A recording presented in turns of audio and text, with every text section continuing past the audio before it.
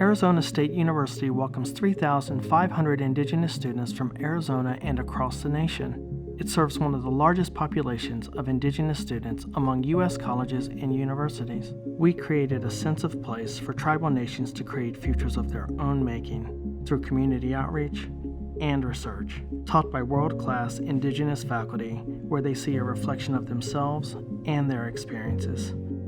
Find community at ASU.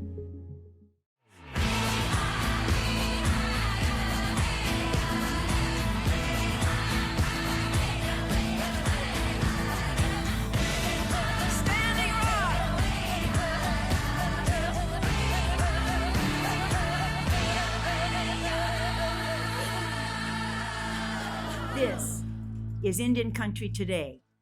Esquili, yes, Thank you for joining us. I'm Patty Thohungva.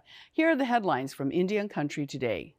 Indigenous land protectors are calling on President Biden to stop what they call Trump pipelines. They want the president to revoke permits that were issued under the last administration, and they say they want Biden to live up to his climate and racial justice commitments. They are targeting pipelines from Enbridge and Energy Transfer, among other pipelines.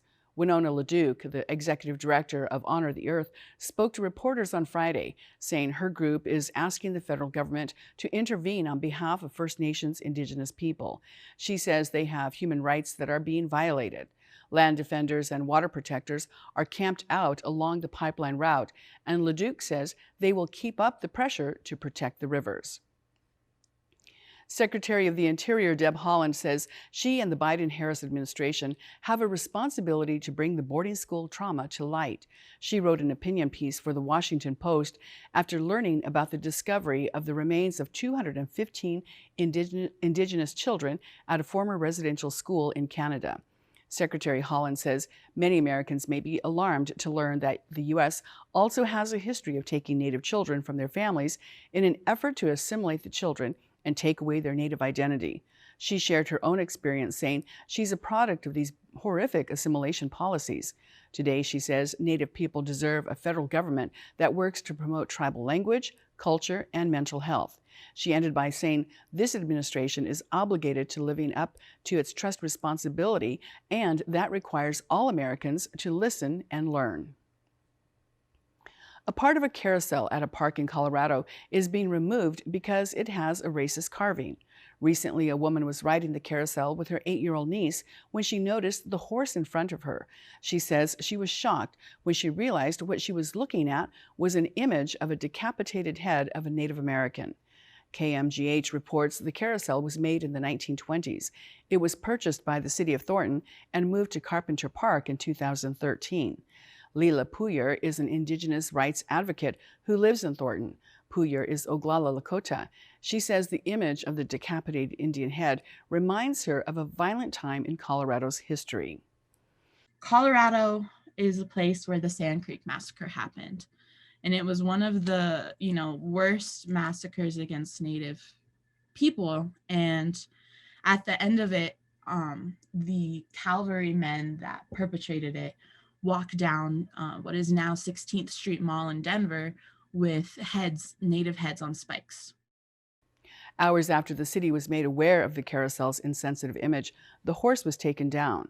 That open space will now be used for people with disabilities. A new law in Oregon is giving Native students the right to wear their regalia when they graduate from high school. Oregon is home to 9 federally recognized tribes, plus people from other tribes who live there.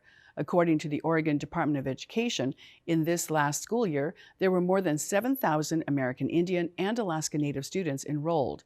The director told KDRV.com the new law recognizes the inherent right of tribal sovereignty and that American Indian and Alaska Native students can wear tribal regalia or items of cultural significance at graduation and other public school ceremonies.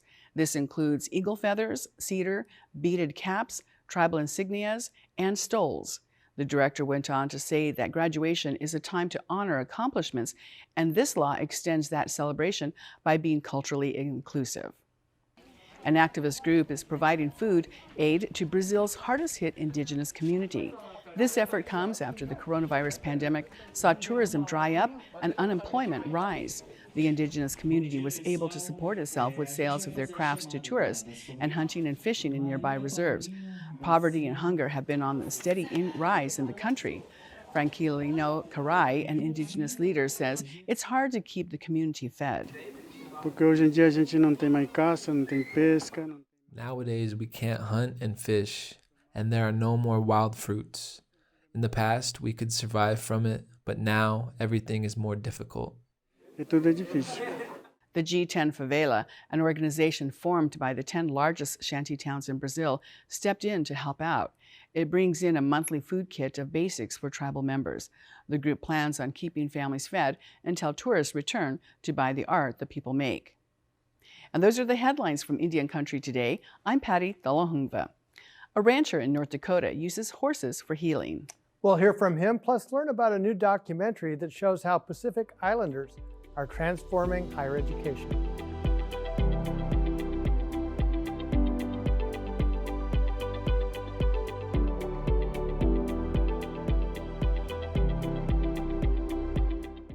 The Hunkpapa Leader Sitting Bull was a star in Buffalo Bill's Wild West show in 1885. The horse he rode was trained to dance at the sound of gunshot.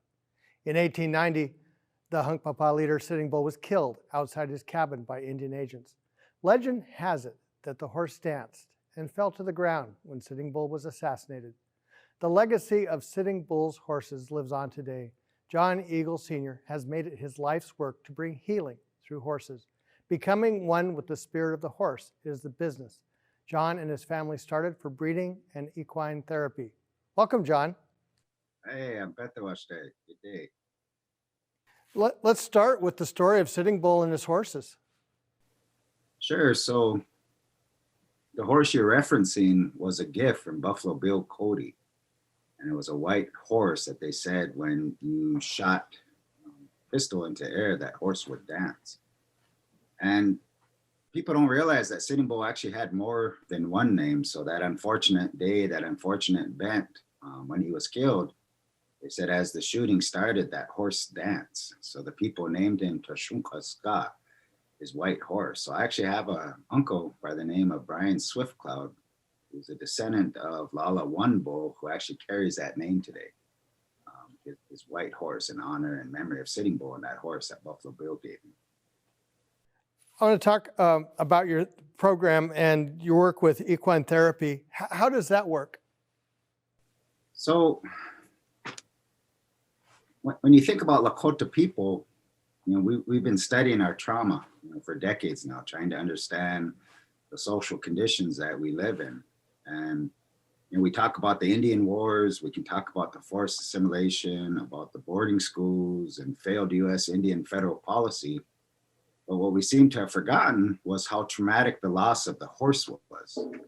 So when you think about what we're about ready to celebrate on June 25th, and our ancestors' great victory at the Battle of the Greasy Grass when they defeated then Lieutenant Colonel George Armstrong Custer and the 7th Cavalry, a response to that by the United States government was General Sheridan at the time gave an order to the Army to disarm and dismount the Lakota. And the unfortunate part of that is they went after the peaceful Lakota, the ones that were already settled onto the reservations, and disarmed and dismounted them. It resulted in a federal claim that was paid out until right around World War II, and they were referred to as the Sioux Pony claims. But that didn't affect the hostiles right away. And what I mean by the hostiles is my family had joined up with Sitting Bull and were declared hostile. When you think about that, though, what that really means is that they cherished who they were, they cherished their way of life, and they cherished each other so much so that they wouldn't allow foreign people to dictate where they can go and who they can be. So the hostiles traveled into Canada, and there was an event in July 1890 of that year where they came out of Canada. And this is where the story of that horse really begins. When they came into the United States and re-entered, their horses were confiscated. Now, the trauma that caused, I think, was so deep that over time we quit talking about that. So when you think about our ancestors and the relationship they had with their horses, they referred to them as chunkshi, not chinkshi. my son and my daughter. So to lose that was an incredible, deep spiritual wound. And it was at Fort Buford when he realized he was lied to, when he realized that what was said to them was untrue. And there's a famous quote that the Hunkpapa don't agree with and don't believe in. And it's a quote where they said he handed his rifle to his son and told his son to offer it to that army official and say that I want to be known as the last Lakota to give up his weapon. But that's not true. Sitting Bull was a Chantetis, a strong cart Okola Kiche, strong cart society member, and the strong carts would have never done that. What he said was he looked at his son Crowfoot and he said, my boy, if you live, you will never be a man in this world because you can never own a gun or a pony. So that was the beginning of some really unfortunate traumatic events for our people when they lost their horse, because the horse was everything to them. And then they lost their weapons, their ability to provide for themselves. And it created a dependency that I think we're still feeling the effects of today. Now, this particular horse was bred for war.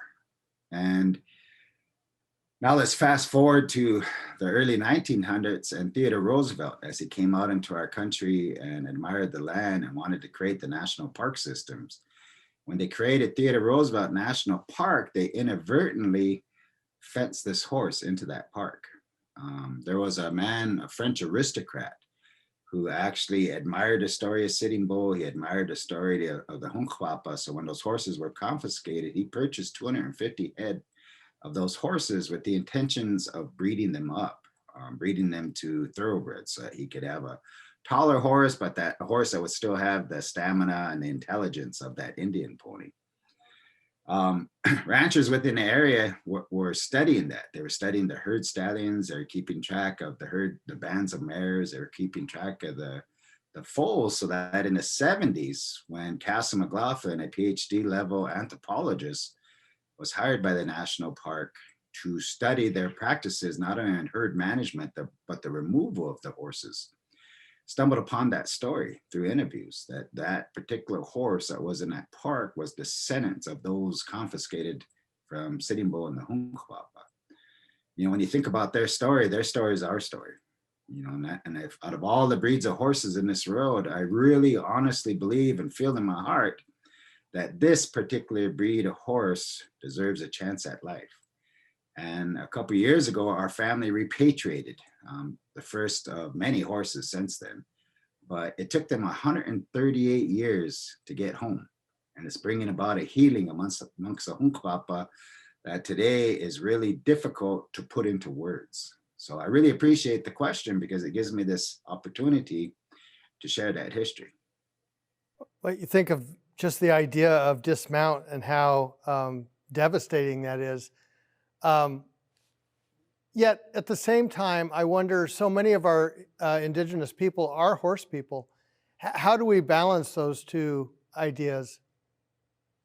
When you look back at the Lakota people, we used to have a horse dance ceremony. And our spiritual understandings of that horse and the gift that they bring to this world is they were born and gifted to us by the Wakea Oyate, the Thunder Nations. So just like the thunder, they have both good in them and bad. They have the ability to create life and the ability to destroy life. So here in the Dakotas, when the thunderstorms come, they can come in a real soft, gentle way, and you hear this real beautiful rumbling off in the distance. And then if you watch, you can see their scouts. The lightning strike Ochimaka where she needs to be healed, and you'll see those showers fall in those spots. But they can also come in a really terrifying way. And that loud first clap can startle you and scare you and shake your walls and knock things off your walls. So they're both good and bad, have the ability to create life, the ability to destroy life. And that horse is the same way. That horse is exactly the same way. They have both good in them and bad in them, ability to create life, ability to destroy life. So there's been times in my life that I've been asked to help people with problem horses. But when I get into the situation and I start working with those horses, I find out that they really don't have a problem horse. It's the people. So if you have a horse that people are saying is bad, strong possibility it's not that horse. It's those people and what they're interacting with. So going back to this horse that we're repatriating, they're different than a domestic horse. A domestic horse, you walk into a corral and it's an untouched horse, it'll move away from you because it's in their DNA now to know that we can't be trusted. You know, it's in their DNA now to know that we're violent, that we're unpredictable, that we're prone to violence. So it moves away from us. It's just like, you know, up here in the Dakotas, if you're sitting by a campfire and a rattlesnake crawls through that camp, you don't have to tell those children not to touch it. It's in their DNA to know that that's danger. Now, this horse is different. This horse doesn't have that same trauma in it. Like a domestic horse, 1,000 upon thousands of years of people abusing them. This horse is different. This horse was bred for war, but it was bred in a way that had a relationship with our people. So when you think about our ancestors in the past, they didn't have corral systems. They didn't have these fancy horse trailers we have, but yet they traveled with this horse. This horse stayed with them as they traveled. So they actually come up to you. And we've been implementing them in equine therapy and therapeutic horsemanship, and have found the results and the outcomes to be profound. That oftentimes in that first interaction, those people go right to their core issues. And it's the horse. That's the great thing about this. It's a horse. It's a horse. And you can't train him to do that. The horse just knows what to do, and it knows who needs help. If the horse knows what to do the people? I don't think so. You know, human beings, we have a tendency to overcomplicate. Sometimes even the simplest of problems, you know, we overcomplicate it. We overthink it. And then we're drawing from this quiver, right, of all our training and experience and, you know, their tools. And then we just overcomplicate and create something that people fail at or feel like they're failures at. You know, so this is a little bit different of a process. You set up a simple task, like maybe you just hand somebody a halter and say, to the best of your abilities, go halter that horse. And as they go out and attempt that, what I'm doing is I'm watching that horse. I'm studying that horse and the behavior of that horse. So when they come back, whether they're successful or not, doesn't even matter. What matters is that they try. When they come back, all I do is I talk about the horse. You know, an example being, like, I noticed when you reached for the horse turned and faced you. How do you feel about that? And it opens up a conversation that I don't think you can open up in traditional counseling and traditional therapy. And the reason for that is going back to that horse, right? Both good and bad, ability to create life, ability to destroy life, is their doctoring. Those horses are doctoring the people as they come. Well, thank you. And it gives us the wisdom to try to listen to those talking horses. So thank you very much, Jon. Thank you for today, and thank you for giving us a voice. When we come back, we'll be joined by a Chamorro journalist who recently published a documentary about Pacific Islanders who are transforming higher education.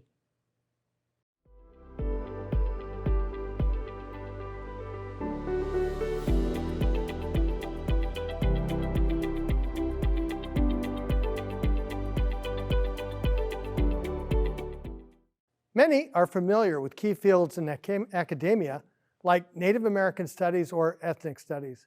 But what about other disciplines like Oceania or Pacific Island studies that allow students to explore the cultural histories of the many indigenous people in the Pacific Ocean?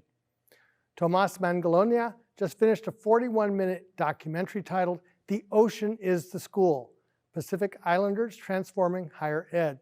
He graduated from Stanford's journalism school on Sunday, and now he joins us to talk about his documentary.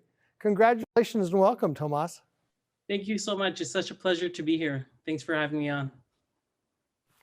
Well, maybe start with the summary of the documentary. So the documentary follows 4 Pacific Islanders and is woven by poetry performed by award-winning poet Teresa Ciugatano.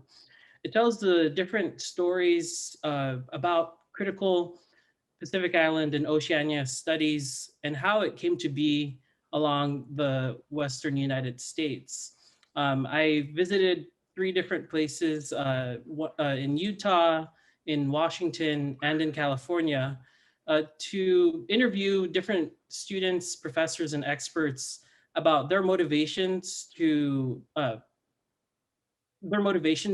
continue the field of critical Oceania and Pacific Islander studies, but also they're deeply personal narratives. Teresa Sigatanu performs poetry that matches the stories that each of them tell in their own of their own experiences, being a Pacific Islander in the diaspora, and how that differs from growing up back home, what challenges are presented and how they're also related.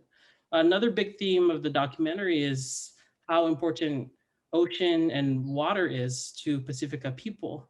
The documentary opens up with a poem by Teresa Sigatanu named Cold Atlas. And in the opening line, she says, if you look at any map of the Pacific, any map of the world, most maps cut the Pacific Ocean in half, the largest body on Earth. And I thought that was a really interesting way to frame the documentary, because most of the times we're written into stereotypes of being extinct or not existing anymore, or being erased completely from narratives. And so through Teresa's poetry and these different narratives, we're able to see the vastness that is Oceania and the experiences of Pacific Islanders in education that goes beyond seeking institutional validation and really wants to center the ocean in their lives beyond any institution. Wow, that's powerful when you think about it. Erasure is so much a part of Indigenous experience, really anywhere. And yet to have the largest and to have something that is clearly the most significant to be cut in half, that probably is one of the most striking metaphors I've seen about erasure. Yeah, it was. And throughout this process, it was about a few months, a 10-week process of putting this together as my thesis. I initially started with the question of why was critical Oceania and Pacific Islander studies left out of most curriculum. But I later wanted to discuss and really center the voices of Pacific Islanders and the ways in which that they're making and carving out a space for themselves. And if you listen and watch the full documentary, it definitely is about not trying to necessarily fully integrate into the institution, but to find ways in which that the institution can meet them, meet Pacifica people where they're at. I like your phrase, the ocean is the school. Maybe talk about that a minute. Yeah, and so the first interview you'll see in the documentary is by Dr. Rick Bonis, who wrote the book, The Ocean in the School. I decided to call this The Ocean is the School because Dr. Vika Palaita, who is one of the interviewees in this documentary, talks about how when most people hear that, or most academics hear that phrase, they might say, wow, that's really interesting. That's cultural theory. And Dr. Vika Palaita says, in fact, that's cultural reality. And so I named that not simply as a metaphor, but to represent really the lived experiences of Pacific Islanders. How do you approach a project like this that has such a personal significance? This documentary recently just was published and it was part of my graduate program, but I felt like the journey for this really began when I was an undergrad at UC Berkeley. I met many of the people involved in the documentary early on as a freshman, even in college. And so when I first came out here, because I was born and raised in the Mariana Islands in the Western Pacific, I learned about the experiences of Pacifica people beyond the shoreline that I grew up on. And so I always noticed that these were also some internal conversations that the community was having. And as Dr. Vika Palaita, who is one of the many pioneers of critical Oceania and Pacific Island studies says, it's a different beast to be living out here in the United States. And so as someone who grew up in the Pacific, I was also just very interested to learn about what the experiences of the diaspora was like. We don't have much time, but I want to ask you anyway. As you travel to different parts of the Pacific, what strikes you as shared experience among Indigenous people? I think what comes to mind is again, I keep mentioning Dr. Palaita because he was such a huge part of the documentary, and really the person who brought most of the people together, at least for those who I reached out to. And he talks about how it's a culture of humility, love, and resilience. And that's why for me, framing the documentary as centering the ocean, we start with Teresa's line about it being cut in half on most maps. And so for me, it was about reframing it, recentering that experience, that cultural reality, and really staying true to what most specific people know, which is that we are vast and have different experiences living in different parts of the Pacific, but ultimately share the same values of wanting everyone to succeed, and wanting and reminding everyone that there is space for all of us here. Thank you so much, Tomas. Thank you for having me. And that's a slice of our Indigenous world today. We'll be back with another edition tomorrow. For current news, look at IndianCountryToday.com. Thank you for watching. I'm Mark Trahan. Sometimes you got to take a stand just because you know you can. Oh, you got to run, you got to run.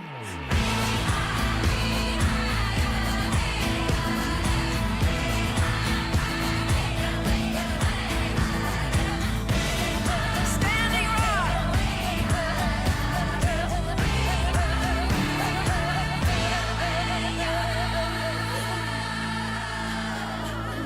This is Indian Country Today.